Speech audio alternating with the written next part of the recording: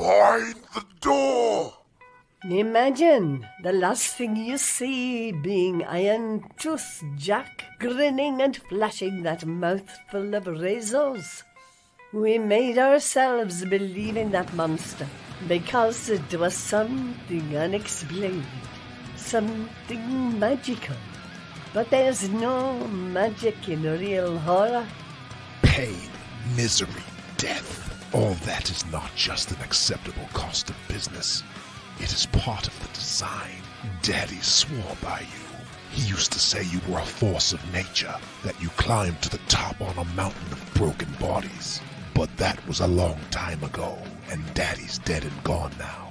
Things change. Why won't you show me the black door? I've given you the purest blood, drained in terror. How much more do you need? How much more must I give?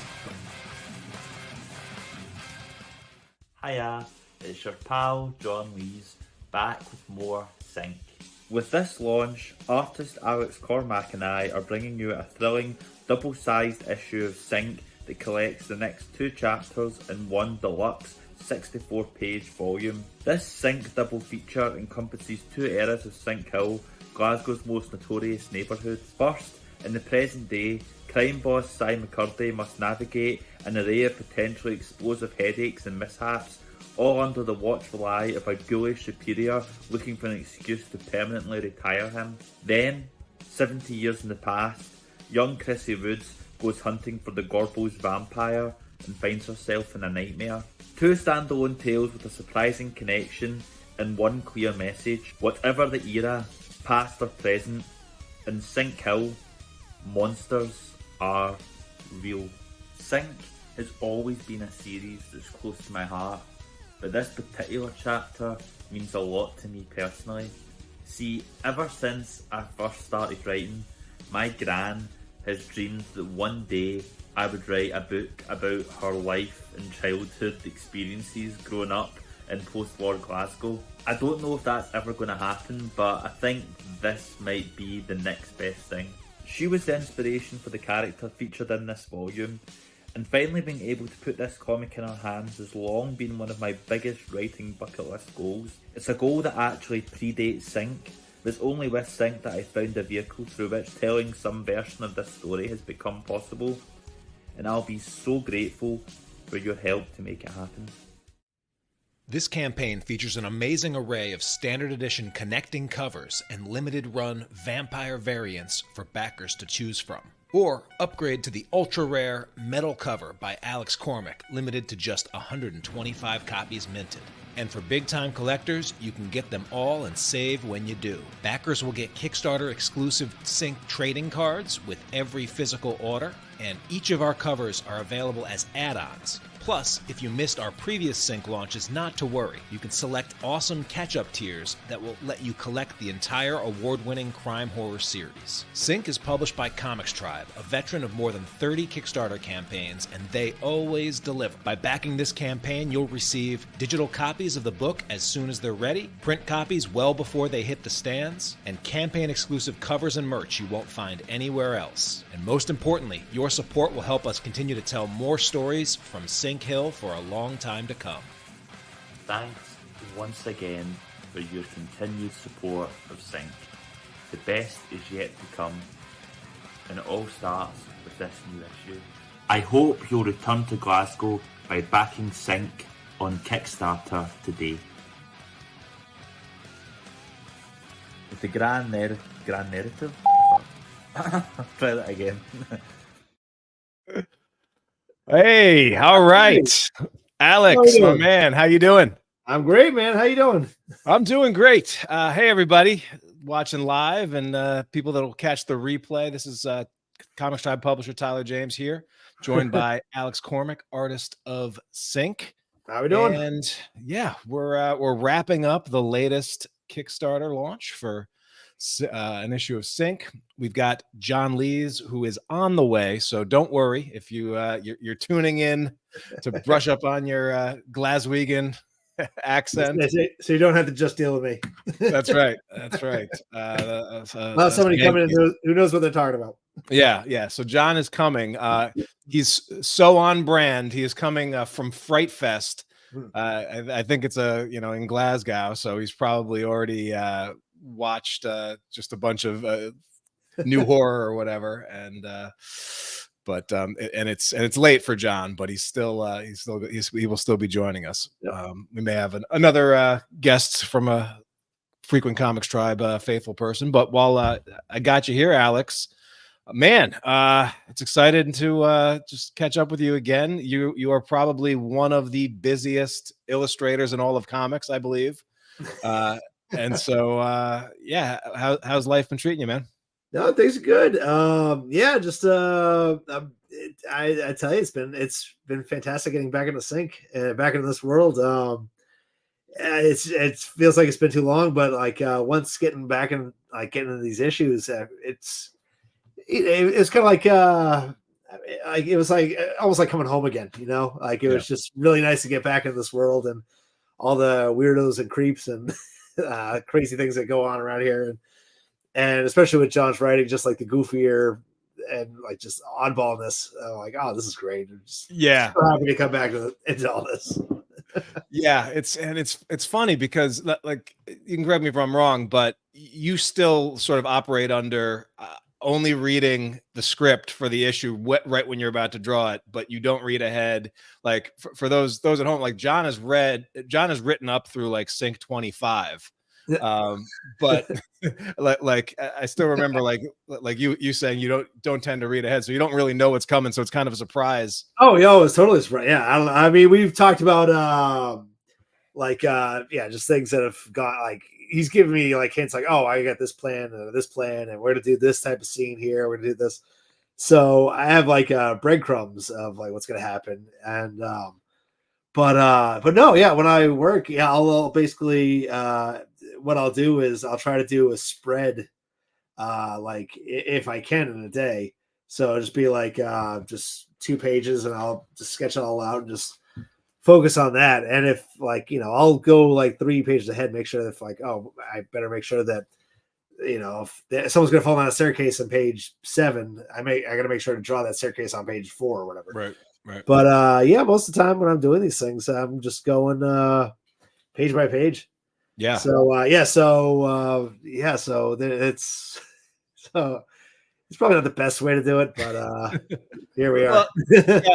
And like because it's funny because I like whenever a new script comes in, I carve out time and I read it just because I know John's one of the rare comic book writers who his scripts are as enjoyable to read, I think, as absolutely, yeah. And so like I've been living with all of these big moments that are coming down the pipe, starting with this next issue that's coming out, but like this one's a banger. And then the next one we launch, which we're hoping to do at least 2 big launches and wrap up volume 1 like within 2024.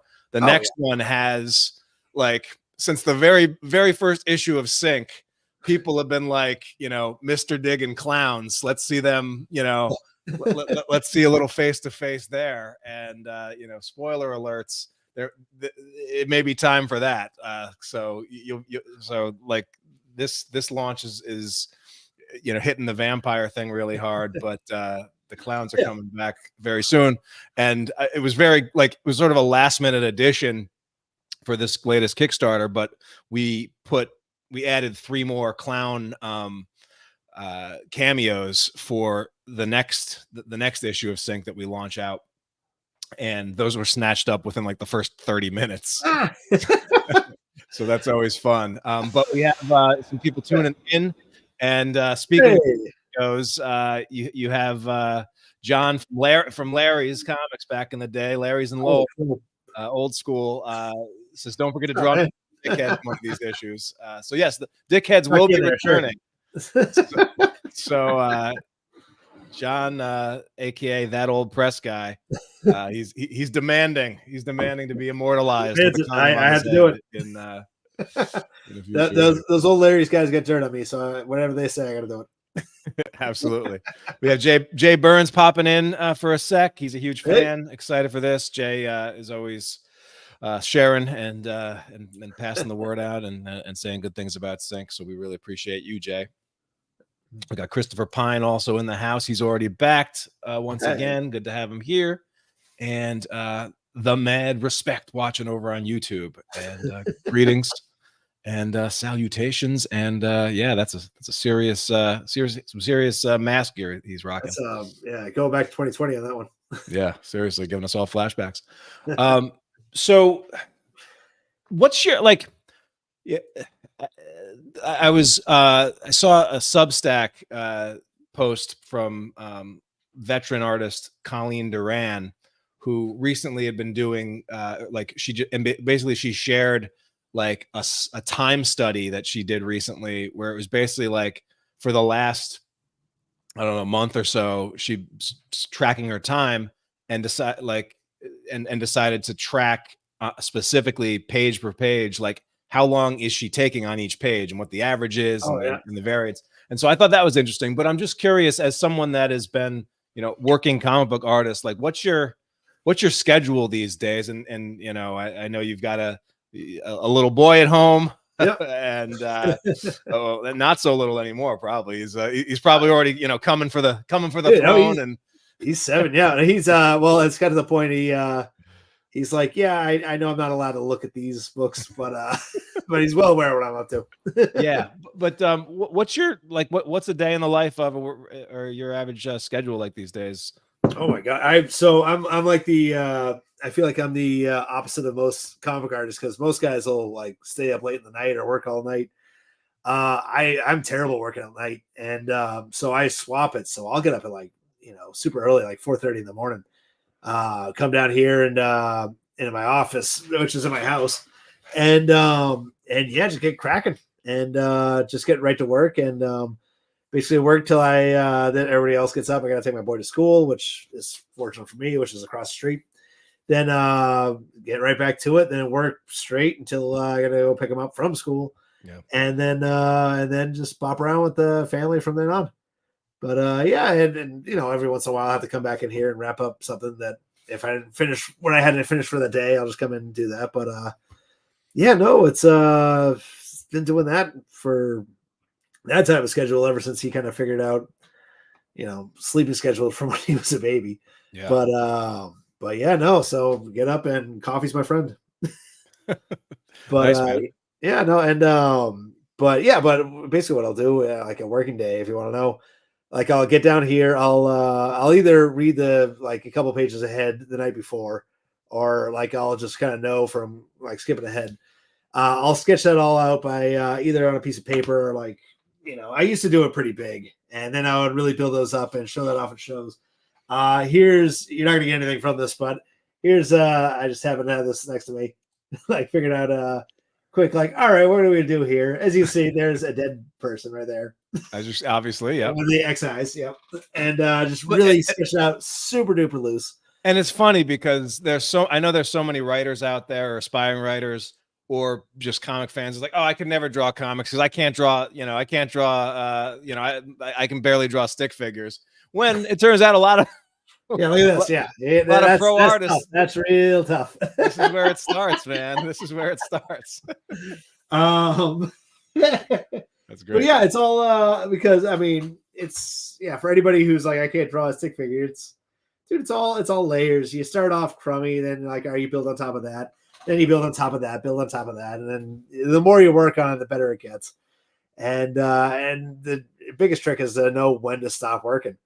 Like my wife had a funny story where she was in here with me, and I was wrapping up a page. It's probably for Sync, but and I kind of she was looking at a book and just kind of caught me almost talking to myself, looking at the page, going, that's all right. That's pretty gross. Yeah, I think it's done. So that's kind of been is it gross? Yeah, it's gross. Okay, let's move on. Yeah, that'll do it. Yeah. Yeah. I mean, one thing a comic book artist should probably never do is watch someone read their comic and see how much time they spend on each panel. Yeah. Oh no, it's well, I used to say that I'm busting myself like killing myself doing all this work and like working hard, like late nights or early mornings, all stuff, solely for someone to read something while they're in the bathroom. Yeah, exactly. Yeah. So That's right. on this like this new issue that you were working on, you know, like John is great at giving us the unexpected. So like of all ways to start a new issue, he starts this one with the badass crime boss Cy McCurdy doing yoga.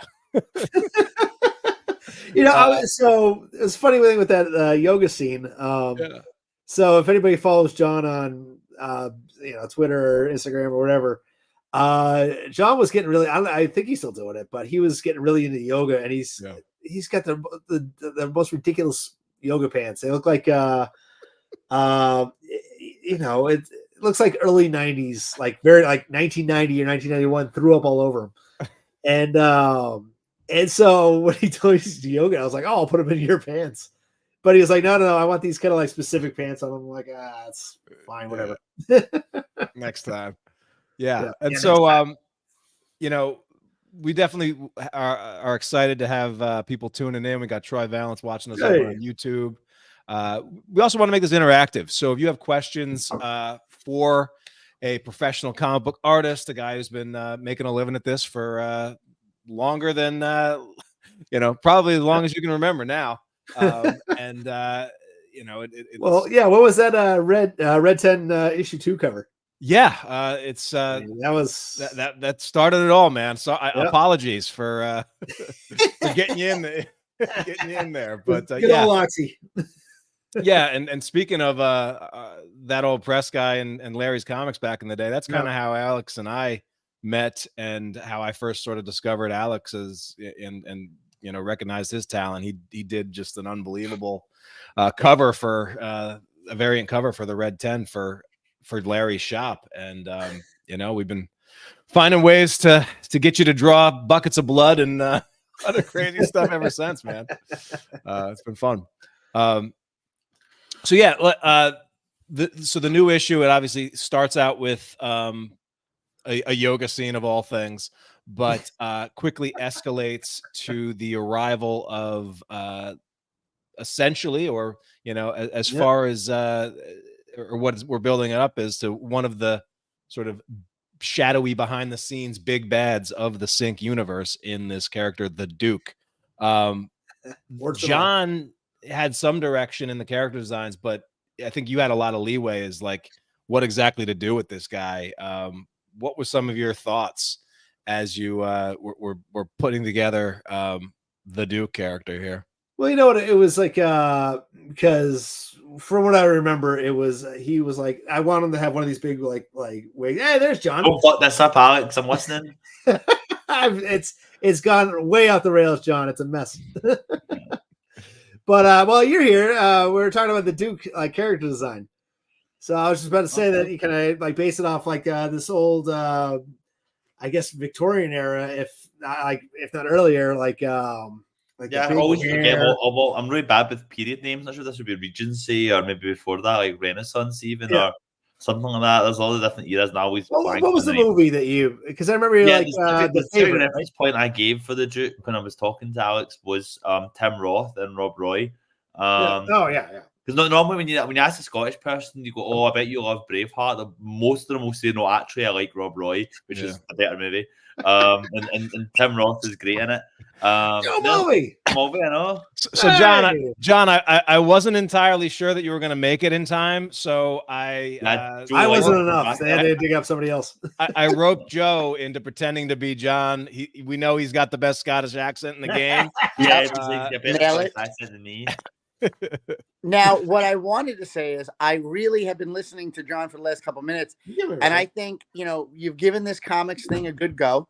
We all appreciate it. It's time to pick it up and just go into audiobooks. Yeah. What's the language, fellas? Just narrate things. Like I want to hear you selling me, a Kia Sedona. I want to hear John Lee selling me on why I need life insurance. These are the things I want in life. Yeah, I can be the guy who does the kind of ads at the back, and kind of like says something really fast, like Listen, education, look your skin fall. I want you knee deep in the pharmaceutical industry telling me what are the side effects of Katruvia. Yeah.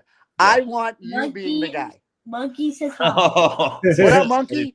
The monkey. Did you have his birthday?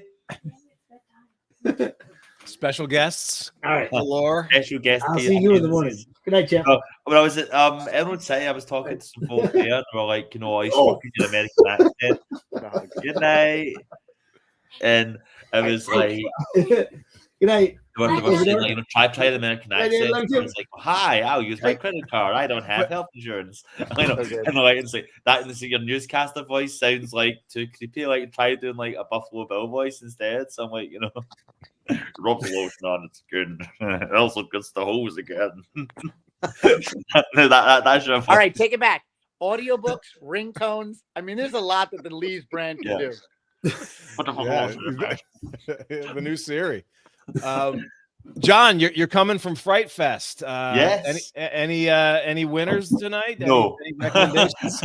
No. It was nothing terrible, but nothing particularly great this first day. So hopefully Saturday's better. We'll see. All right. The best movie I watched today was a film called The Invisible Raptor, which is about an invisible raptor, as the title would suggest. Essentially, they had no special effects budget, so they just had an invisible raptor like killing people. Brilliant. Hey, you gotta save a buck. You gotta save a buck. AI can't come up with that shit. If you're gonna do an invisible dinosaur, why not just be a T-Rex? Yeah, I want you guys to know, because we're on Kickstarter. We're talking about Kickstarters right now. I haven't really mentioned this to Tyler, but I feel like I got his blessing already with this one. John, what I'm doing is I'm starting a Kickstarter for an all Scottish Family Feud team. I want you. I want Grant Morrison. I want Mark Millar. And I want Steve Harvey to be completely unable to understand any answers that you guys say. Yeah, to be honest, that'd be quite good, because like Grant Morrison and Mark Millar will probably kill each other, and I'll be left standing triumphant as like the last man standing in Scottish. Yeah, you just stand in between the other two Scotsmen with tight pants while they fight. I get it. I get it.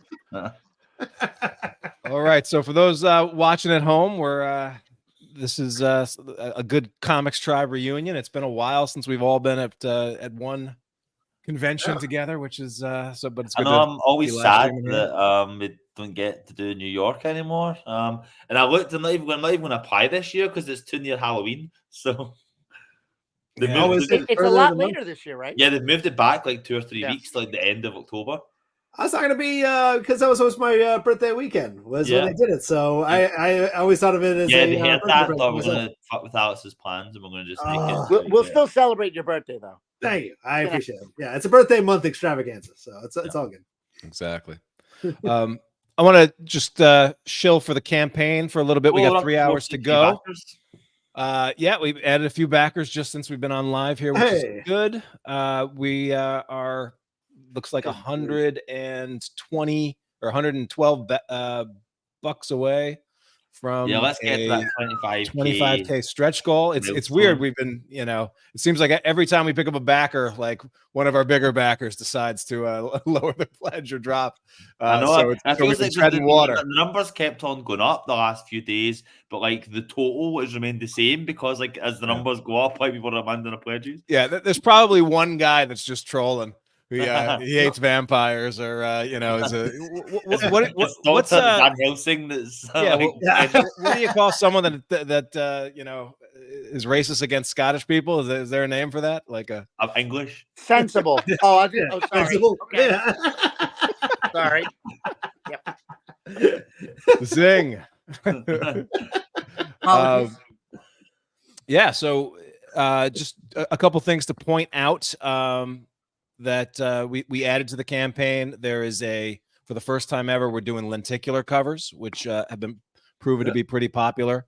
So I'm excited to test this out and test out the technology. Let me see. So it's like a 3D moving, one of those 3D moving image covers that transforms and pops. So that's available. We've got the connecting cover set, vampire variants, standard variants. The issue is going to be 64 pages in total of content, 2 full sync tales, it's like 2 feature-length sync tales, a couple of awesome backup stories, including one by John's longtime collaborator Ian Laurie of And Then Emily's Gone fame.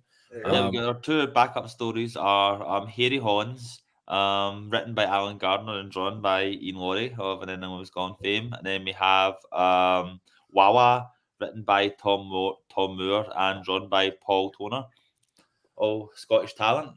Yeah, and these are folks in your local Scottish writing group, right, John? Or at least the Scottish scene. Like, you know, like there's like one of the things I like doing about Sync, that I've really appreciated. We started this from volume 2 onwards. That once the series started to get a bit of name value, we had a bit of a platform. Like I wanted to try, like in like whatever small way I could, like, you know, give a bit of a showcase to like fellow Scottish creators, and like, you know, so that's something I'm quite proud that we've been able to do, like as an ongoing basis. And we've did it all through volume 2. We did it for the last couple of campaigns, and I've got a whole batch more stories coming up for upcoming campaigns as well. Nice. Got Random Shane from Little Comic Shop Game says he started with the standard, but he had to upgrade to that lenticular because gimmick. Yeah, I mean, like it started like from the standard, like the comic series. I was like, wow, this guy's been here a long time. Yeah, I mean, we're all. I feel like we're all children of like coming up in the 90s comics, and man, I was a sucker for a cool gimmick cover back in the day, man. Die cut, totally, hologram, like all of it. Rub the blood, you name it. I wanted glow in the dark. Yep. The foil, it was like I feel like the 90s for comic book fans was like going from black and white TV to color, like going from black and white TV to color must have been, right? Like they switched over to computer coloring. The paper stock with image suddenly got like outstanding, and then they just went nuts with all the various covers. But the one advantage we have is that the stuff inside is great as well. Because I've been seeing those pages coming in from Alex. I'm not going to hear that trash about. I won't tolerate that. But I will say this: that's the beauty of making a crap ton of money when you're selling books.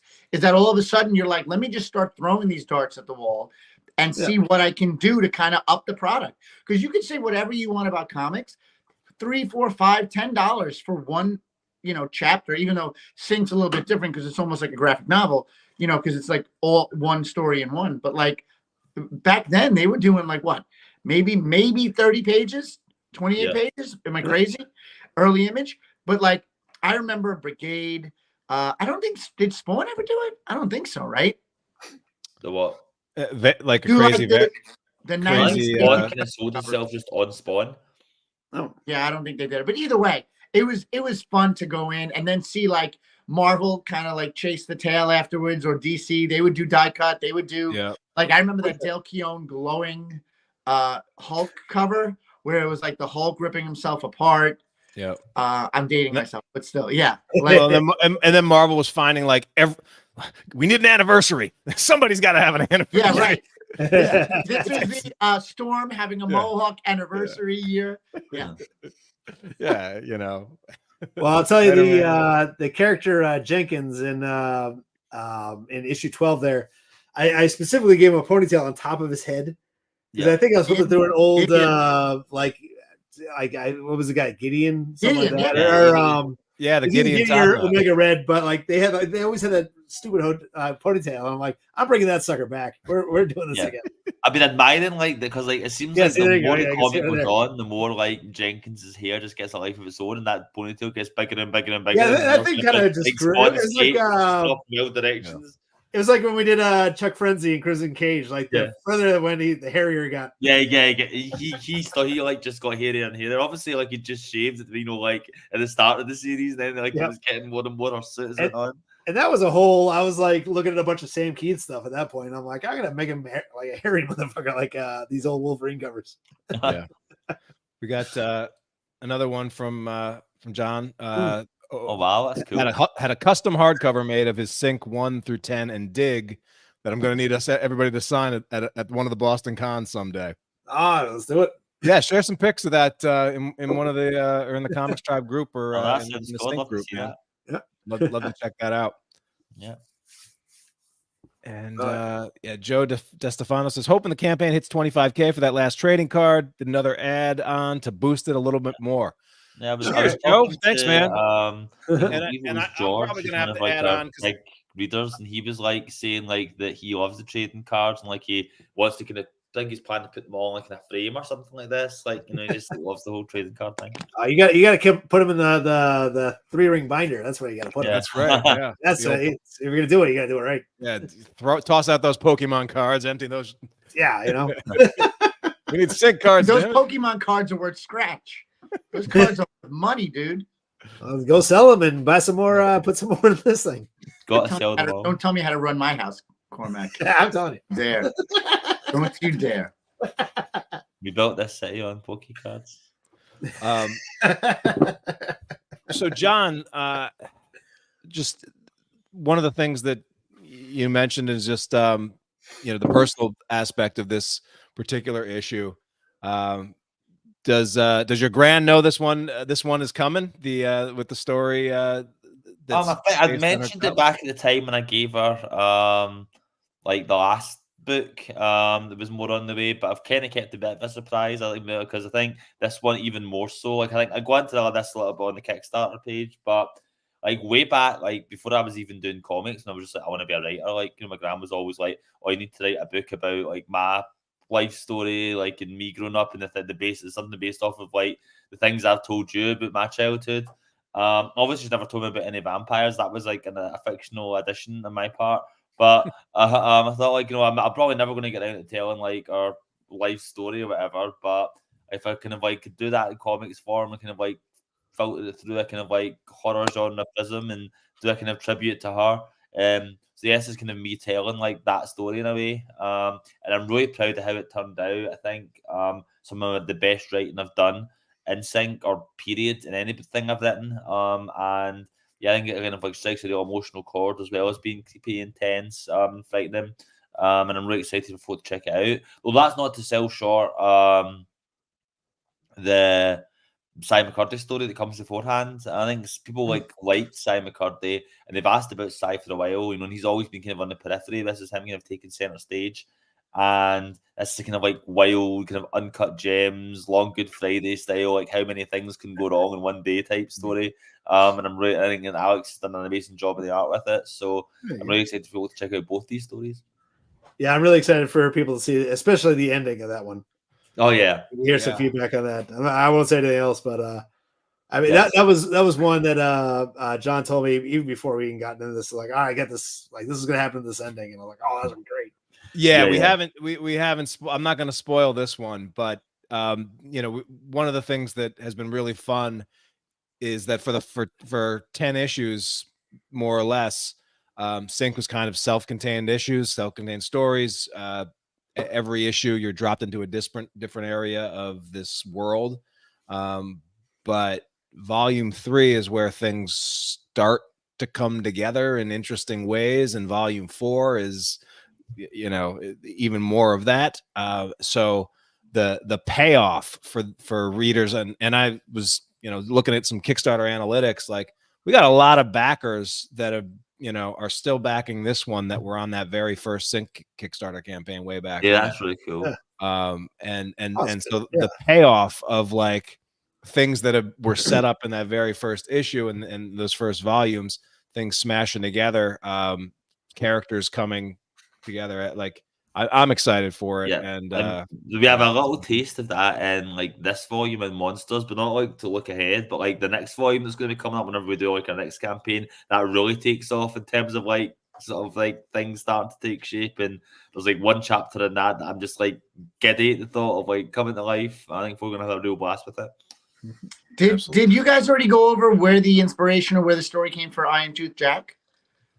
Yeah, it's an actual urban legend, Iron Tooth Jack. It is. Okay. Yeah, like, there's a whole news story, like, I could probably send you some like newspaper clippings and everything like about the Gorbals vampire, which was this whole big hysteria in 1950s Glasgow, where for a period of like a few weeks, like a whole group of kids became convinced that a 7 foot tall vampire with metal teeth called Iron Tooth Jack was populating Glasgow's necropolis, which is this giant cemetery in Glasgow. So all these kids started forming gangs and just lived in the cemetery for weeks, like trying to like hunt them down, and like and they refused to leave. They refused to let adults in. They essentially created their own kind of like fiefdom of only kids in this giant cemetery. Yeah, when I was looking up pictures of that cemetery, trying to get some ideas for reference, there was newspaper articles that came up in just Google searches. Yep. So, and obviously, like, we take it in more like horror directions. In real life, the story just kind of like petered out because they never found the vampire and they just kind of went back to their lives. But there was a whole stuff like, like there's theories about what started it. Obviously, folk at the time were blaming comic books, saying, "Oh, it must have been violent comics I was reading," but there is no evidence of a comic having like a Iron Tooth vampire in it. So it seems to just been created by the imagination. Or maybe there was an actual vampire out there. Who knows? Which, by the way, if anybody hasn't seen it yet, Joe did an amazing drawing of this guy. I guess today. Yeah, and you put there it is. Yeah, look at that thing. That rules. Joe rocked. Mr. Mulvey rocked this one. We got some back matter pages available. You got the screws and the gums there. That's where it's at. We'll have to include this bad boy in there. Dude, you gotta get a Lobo book, man. That thing rules. Oh yeah, nice to meet you too.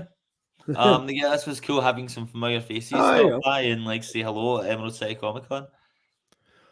Yeah, and I saw there were some folks rocking Dig shirts, right? Yeah, it was a great response. Like we had like it's funny because like obviously I've done all these big books with big publishers, like and like done things with Vol and like IDW, blah blah blah.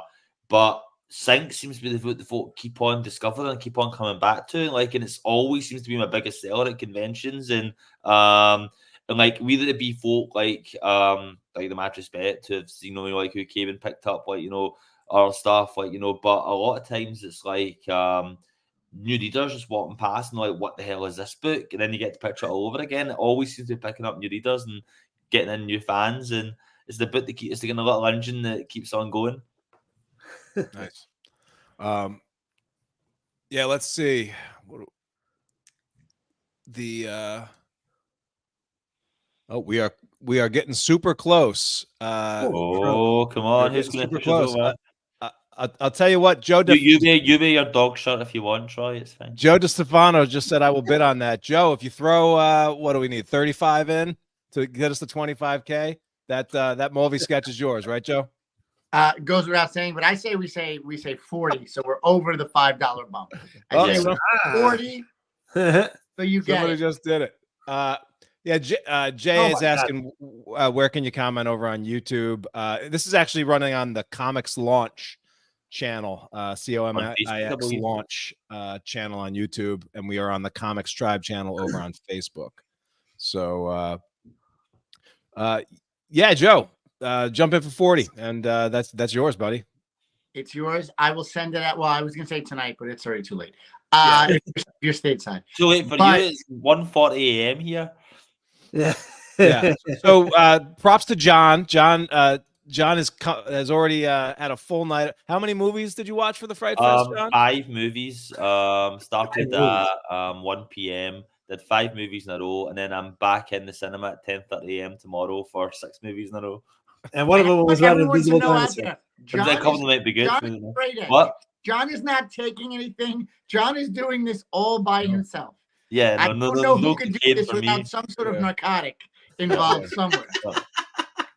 And you're sober through the whole thing. You don't drink. You don't just let alone sitting next to people in a movie theater, hearing people chew popcorn with their mouth open for 10 hours. That's my drug. Yeah, ridiculous. No, like I literally, like the funny thing was, it's like I had no break at all. I got home, Tuesday afternoon from Seattle after like an overnight flight through Monday into Tuesday. Then by Wednesday, I was like, oh fuck, I've got my first Glasgow Film Festival movie. So I went to the surprise film, and the surprise film was Drive Away Dolls, which is great. Unfortunately, what did I go to see Sunday night in Seattle? Drive Away Dolls. So I've seen it twice. Well, so we just got a big pledge coming in from our longtime backer Jonathan Hall. Hey. He's just made it in for the big package. Who's he talking? Which one of us is he talking about with the big package? No, the big package Listen, over there. there's only one way to prove it. All right, here we go. But I got to say, to Jonathan's point, I don't think there's a comics pro that's read Sync that doesn't talk about it in the absolute highest regards. And I think, and I'm not just saying because the Vermontian and the Scotsman are here, I am saying sincerely, I think it's going to be like, I don't want to say magnum opus, but I think it's definitely going to be a classic. I think it's going to be one of the best like collected series of all time, because, you know, when you get to the end of what you're getting to, and those of us that are lucky enough to talk to you and find out what you're going to do, it's just brilliant. And there's no other side of it. It's just, you might not like horror, you might not like whatever, but it's not just horror, it's humor, it's great art, it's great storytelling, great production. Like I don't think there's a better book that hits the stands than Sync. And I'm not just saying that because I'm paid to, which I'm not. I'm just saying it because it's a genuine feeling. Like I don't think anyone we know doesn't see you say, hey, you want to take a look at a Sync script and not jump at the chance to see it. Hey, does anyone want to see some art on the new Sync book? Everyone doesn't jump at the chance to see Alex's, you know, twisted and insane art. So like, I think Sync is just beyond it's forget about underrated, which I agree with you. It is underrated because it doesn't have the gigantic worldwide thing, but it only takes one little bit of luck. It takes one producer picking it up. It takes one, the right person just reading it at the right time. And I think it's all the material is there for it to be like a classic for generations. Well, thank you very much. Sure, that's I didn't ask for a response, John. This is a no feedback community. All right. You take don't give me feedback in my feedback. But honestly, I thought we were just going to stop there when you were like, you know, I've never met a comic pro who read Sync. I just was going to end the sentence after that. No, you're done. Yeah, it was close. It was close. Yeah, and you know, it's interesting because like, and the market is so weird. Like, there's the direct market is interesting. Like the Kickstarter market, it's like a different thing. It's hard.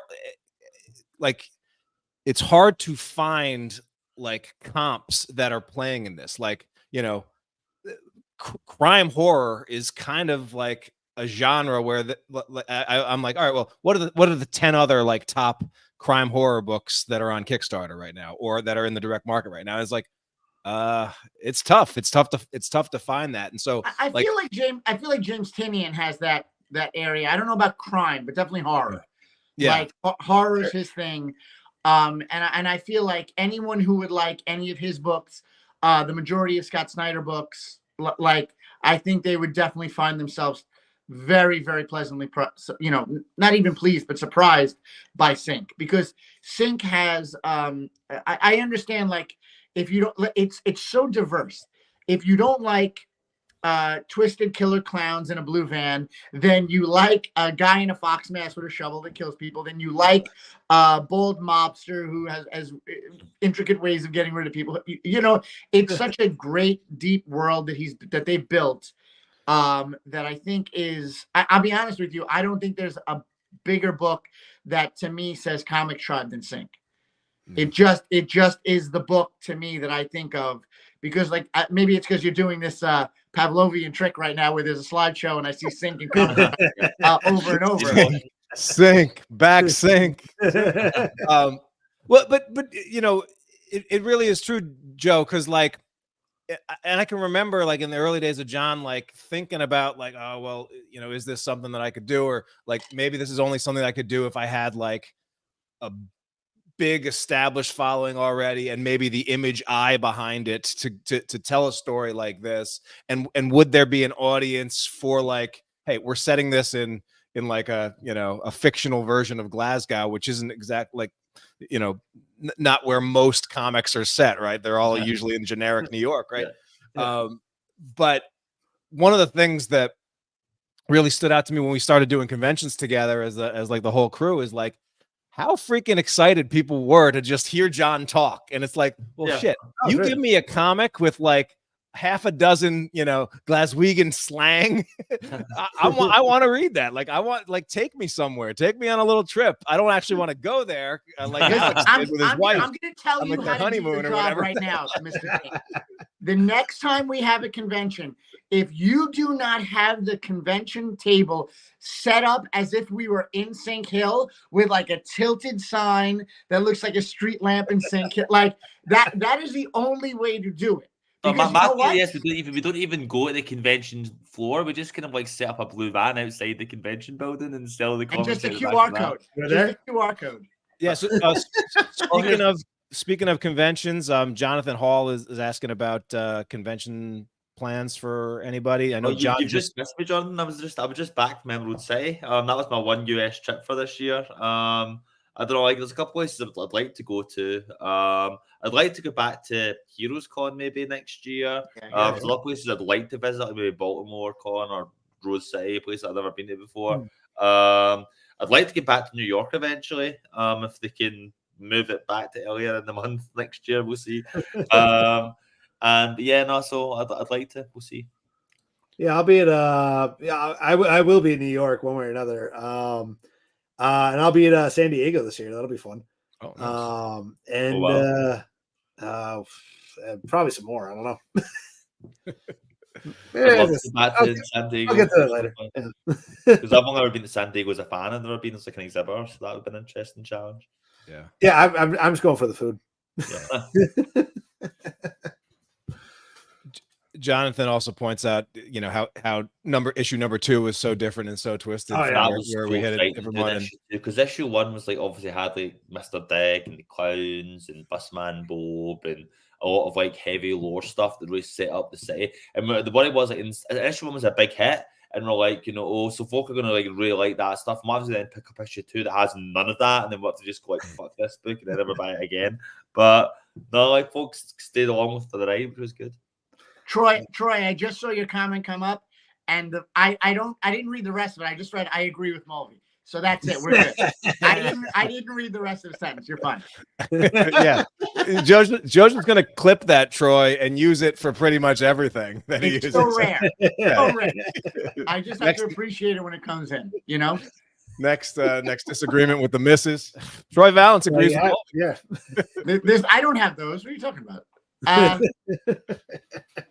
But yeah, and another issue that's like a complete like divergence was that issue number 10 which is like a BDSM or a BDSM love story. That is genuinely my favorite issue of Sign that the book that was based on your grand? No. Yeah, that was not based on my grand.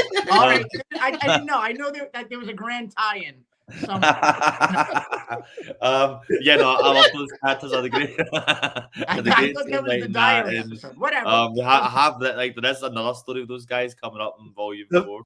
Joe, the photo reference he sent me was terrible. It was the live photo shoot that you flew to Scotland for that troubled me the most. The thing, he got in every picture doing this. Yeah, so you don't know where these are going. But by the way, if you're all watching this, we hate each other. This is all an act.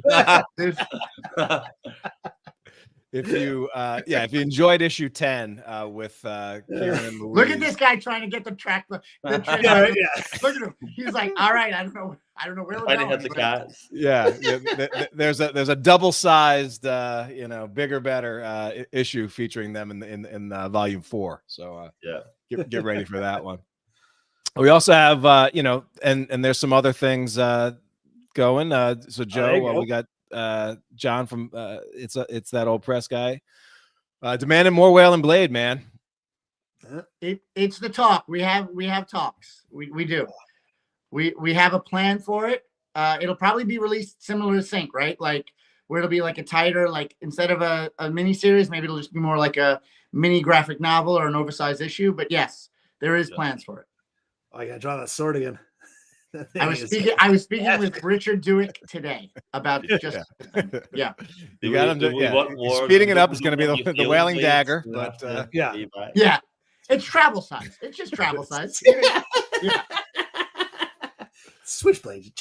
it's just That's it. It's just a guy with a whale blade in the 50s getting in. If I had hair, it'd be better. You can see the comb going through the hair.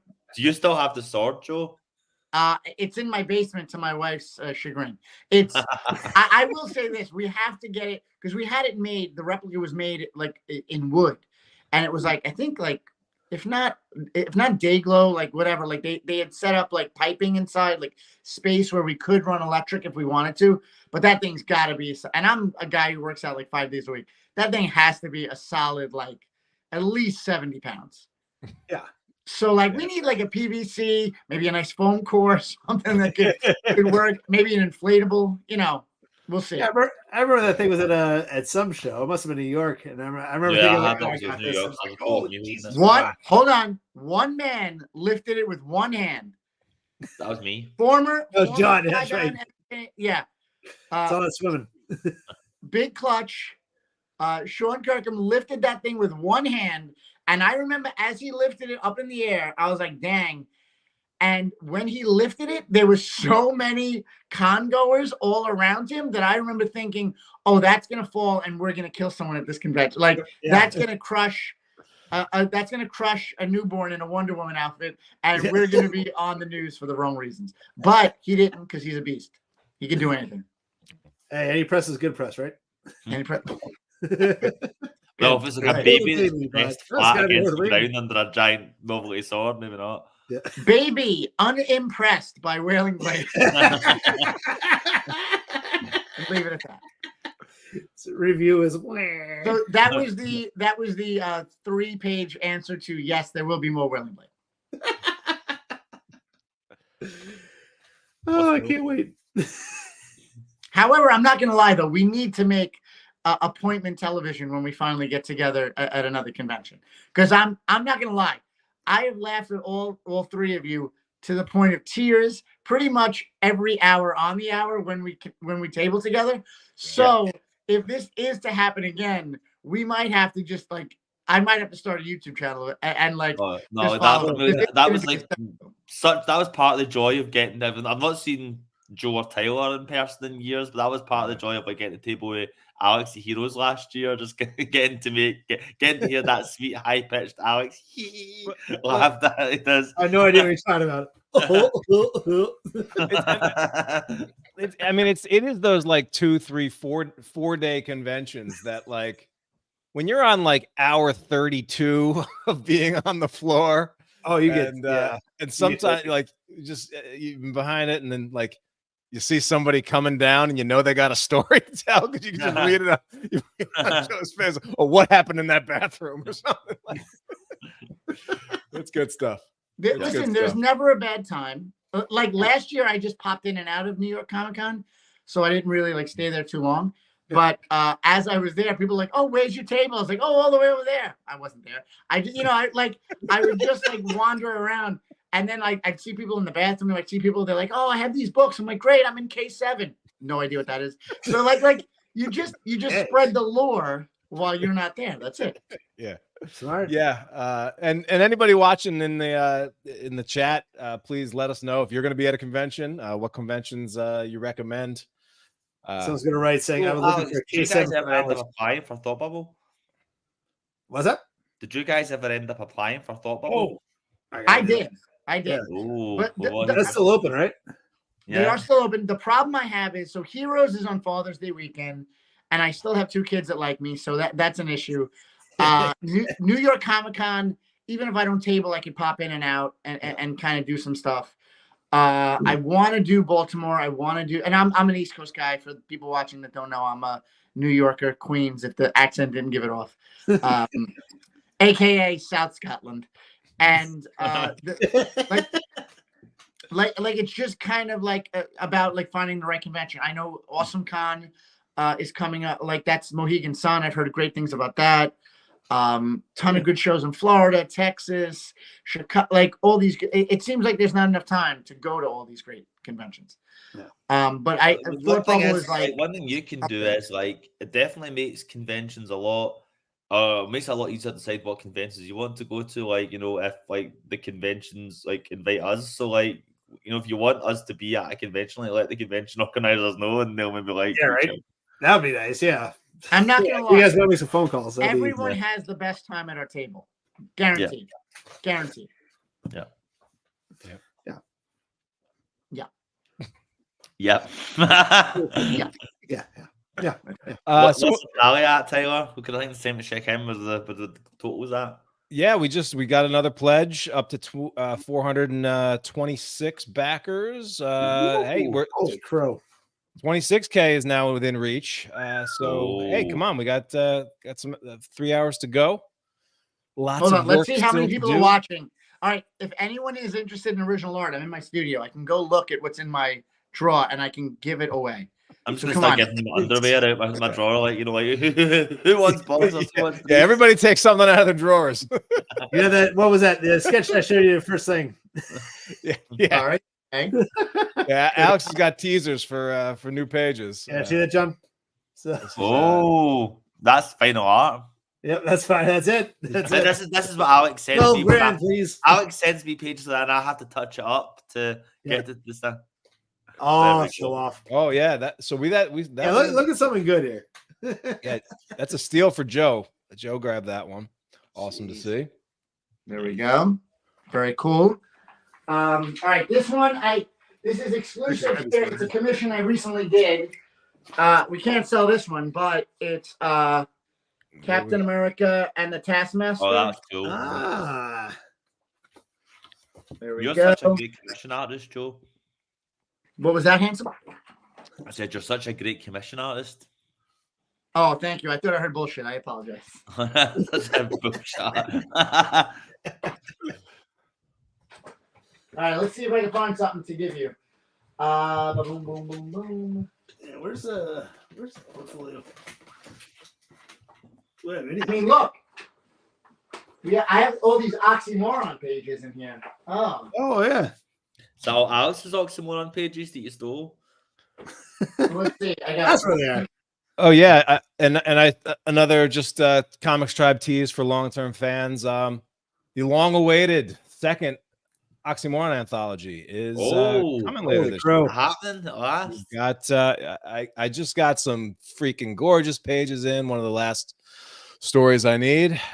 So we got it. You know, we're probably about 92% done. So that's going to launch, and we'll do another big oversized hardcover. Pair it up with the first volume. How long has this been in the works now? I mean, I greenlit it after our very first Kickstarter was funded back in 2012. Yeah.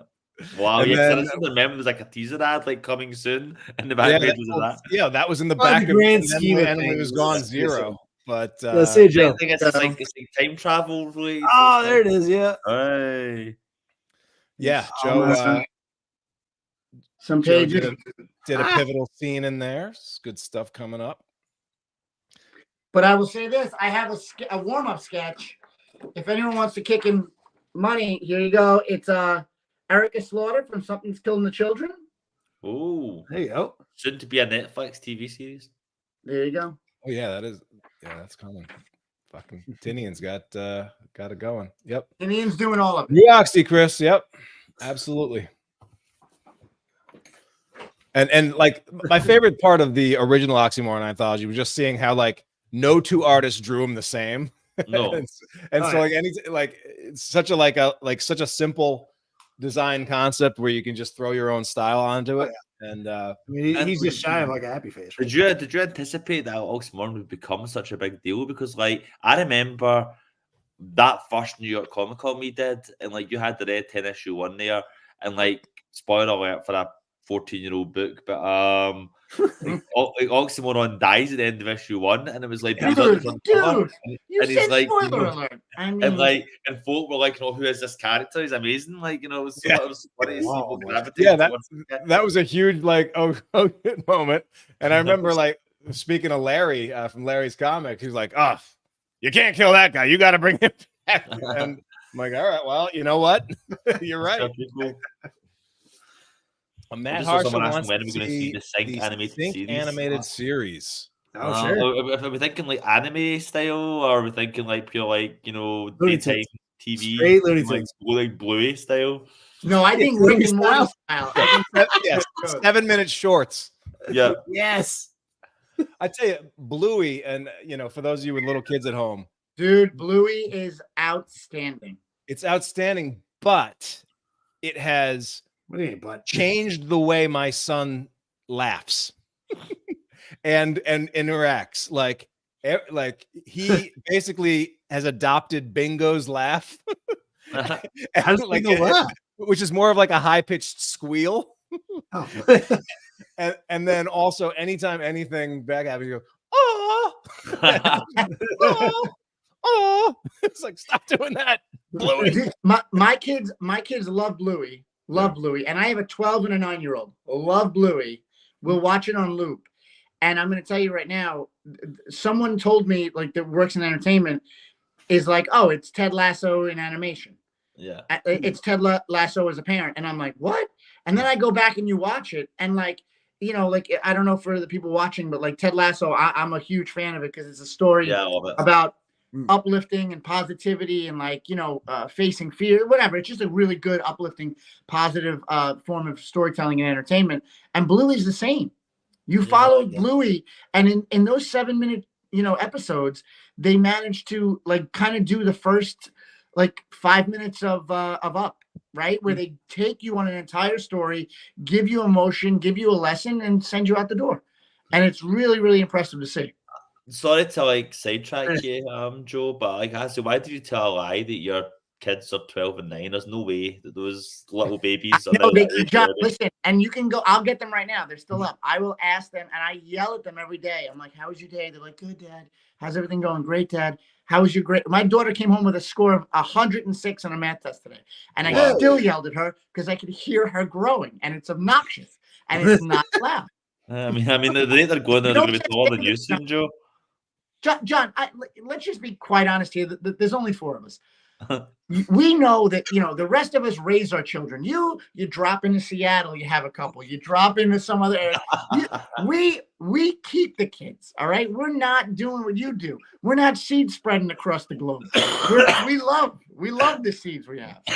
Okay? Some are kids, some are here, some are there, Yeah. James Bond over there is dropping out. Yeah. Listen, we all know what you do, dude. You're going to be found out. That's it. Little kids everywhere going, my children. I can't wait to go. In 170 years, we're going to be at John's wake because that's the way we're all going to start living, okay? Elon's going to fix things. And then all of a sudden, it's going to be like, why can't I get into John Lee's? There's like 7,000 people here. And they're like, all his children. I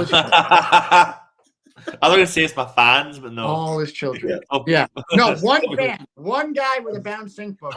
The rest are all one guy in a fox Genghis mask. Khan, John Lee's, like Attila the Hun, like. Yeah. I have to say, that was my favorite compliment, like, that a reader gave me. You screwed a bunch of people? Emerald City Comic Con. Like, the first day, this lady came and, like, her husband and picked up Sync Volume 1. Then, like they came back, and when they got the rest of the series, and then, like, the third day, they came back to get the Crimson Cage, and she was like, I'm obsessed with Sync. Dig's my favorite character. I've told him he has to get a fox mask. Right on. Bumblebee, you're all set. Yeah, I mean, like the between the people getting tattoos of Mr. Dig and the cosplayers and the model or toy like custom toy makers, like that's definitely when you got something there. And I remember when like even before Sync came out, that's awesome. Even before Sync came out, Alex was like selling prints of Mr. Dig, like guy with a shovel, a guy with a shovel and a fox mask. And people were like, "Yeah, I'll take that print." Is there a book of this? Nope. It's just it's on its way. Don't sweat it. It's just like, yeah. Be ahead of the game, guys. And we got one of the cosplayers that does sync and sets up like big sync shoots. She was like, yeah, we're heading to England and we want to do a big sync shoot with some cosplayers over there. So I don't know, John might have to go do a photo bomb. I mean, going to England's tough. You know, I'm gonna do what I have to. I thought you loved England. So yeah, no talk of Ireland. No talk about. Look at this anti-Celt. Look at him. No Ireland love from John whatsoever. I'm all about the Irish. It's the Welsh. If you get there's gonna be a fight in the parish. Please. And Matt says that that fox mask just captivates your imagination. Yeah, it's great design, and still one of my favorite moments from any convention was somebody had the fox mask that was like Walmart was or whatever selling a fox mask, and so John puts it on and he's walking outside of the table. And some people come up and they're like, "Oh, it's Sync." And somebody was like, "Yeah, I wonder if John Lees is here." And John up behind him just pops the mask. It's your pal, John Lees. Scares the shit out of me. I know. I was just the perfect. I couldn't have resisted. It was just too perfect.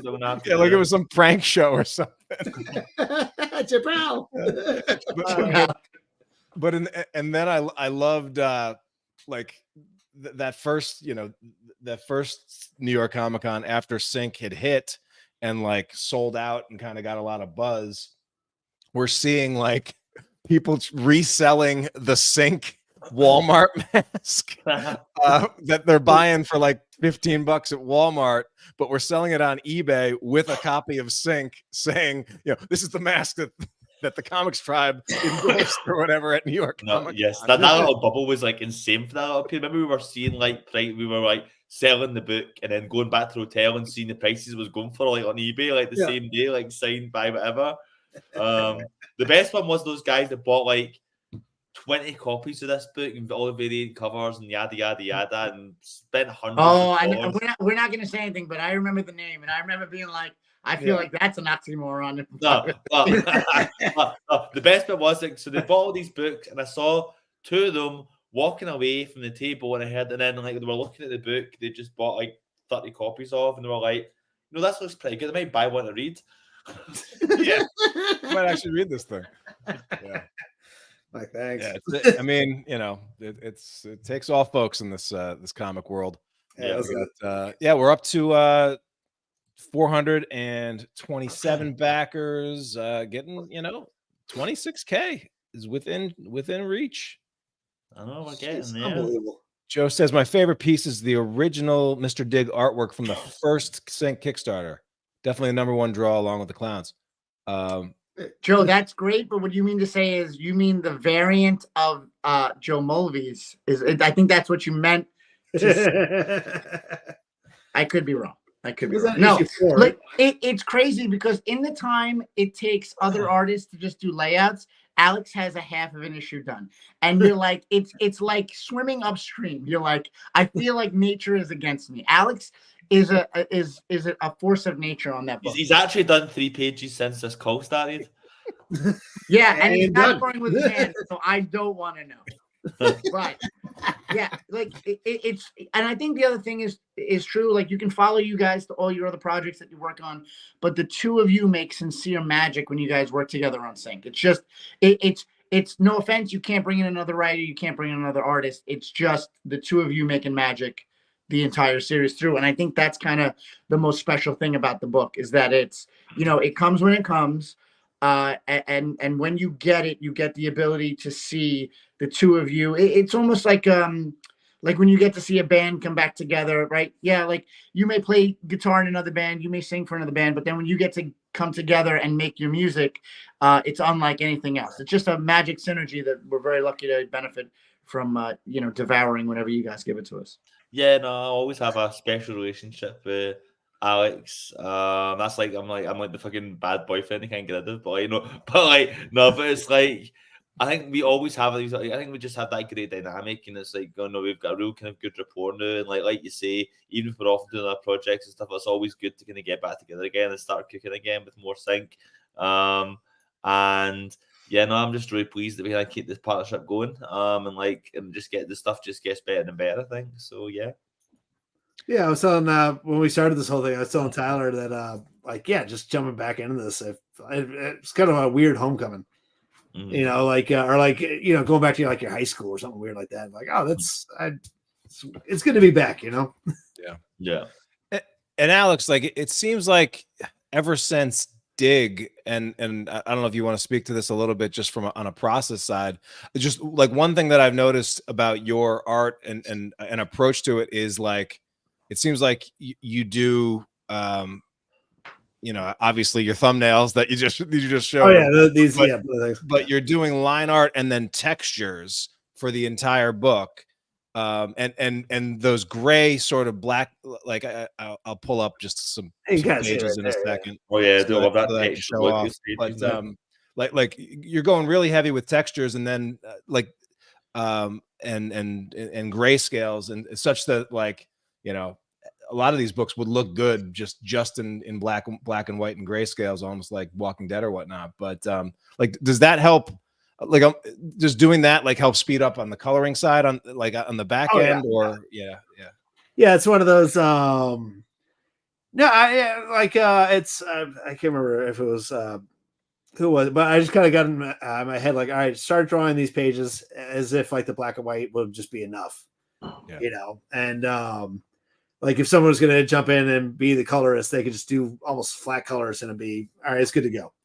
But like when it comes to color, it depends the scene, but a lot of times it helps speed things up. Sometimes it's like, especially if it's like gore and everything, I'll add the blood a little later and do it that way. That way I can give it a little more of a liquid feel to it more than because sometimes when you draw blood, like a lot of times it'll look well, but then it kind of gets a little stiff. But then if you just do it in colors, it looks nice. But there's some stuff right there.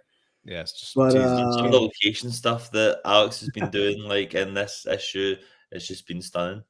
Thank you. Yeah, and we have so our for our eagle-eyed backers, one of our cameos one of the cameos for Sync 12, which was actually we sold out some high-level cameo tiers, which we love doing, and it really does help just the overall campaign. The cameo supporter, one of the cameo supporters for Sync 12 was Mutant Beaver Comics, which is one of the leaders in like online cool covers and variants and stuff like that. And so their little cameo shout out is this dude getting a Mutant Beaver logo on the back of his back of his shirt. So that's that. And then we were able to also sell out for the next issue. In addition to the cameos that we already had scheduled, we worked in 3 more clowns. So spoiler alert, the clowns are coming back in our with our next launch. So get ready for that. Yeah. And like I think like of all the like kind of like cameos, like I think we quite possibly the best cameos, like the first one in the next volume. It's going to be memorable. Yeah. Yeah. Well, yeah. We were pretty rough with some cameos. Drop the dishwasher on somebody and. Oh yeah, that was good. That was good. Yeah, I mean that's the funny thing is like the most desirable cameos are getting the most horrible of deaths in Sync. Oh, I'm blanking on his name, but I think it was the same guy. We had him as a dickhead, and he was doing something questionable to a baby cart.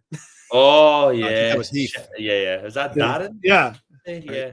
And Darren is our citizen supreme who so your lies your eyes are not telling you lies if you see the same character in the background of each of the next issues of Sync, because one of our backers pledged to be in the entire 3rd volume just in the background, so you'll be seeing Darren pop up at various points, just a little just you know, living the Sink Hill dream, right? I feel like the next campaign you guys kick off, you're gonna have to start calling these kind of people the Sink Hill loyal, Sink Hill faithful.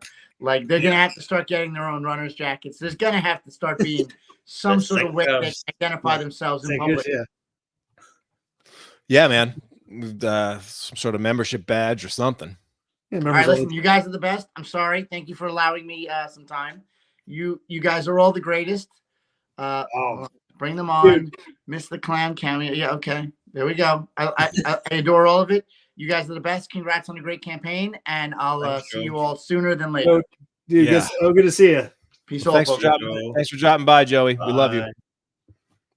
Well, love. Yeah, and I know, John, you are definitely it's late for yeah. for by the way, quick Easter egg if you want to go back to that what you just had up. What's that? Bring it up. I was going to say an Easter egg I threw in there. I don't even know if I told you that, John. Let's see. Bring it back up. The page you just had up, Tyler. 1 sec. Sure. Easter egg time. So if you look, I mean, it's pretty obvious. So you can see here, but if you look to the right, it's a missing Allen poster there from the first issue. Oh, yeah. And if you can't really see it too well, but I think someone drew, a bunch of dicks pointing at Nice. It's some jerk. You're like, you're missing. Yeah, you missed these too. You will be thinking about be seeing Alan again before too long. Watch this. Yeah. So callbacks to Sync number 1 in this issue and with the next one. Nice. I missed that one. So nice job. There's another shot after the scene that don't show that. It'll be too much of a spoiler. But like there's a bunch of graffiti in the wall, and my son came down when I was drawing it, and I said, I gotta think of some graffiti lines. He said, I'll think of some. So if you're reading it and you're like, why does it say this? It's probably connected to some weird cartoon or like YouTube Kids thing you saw. Yeah, nice. Bluey. I'm sure Bluey's in there.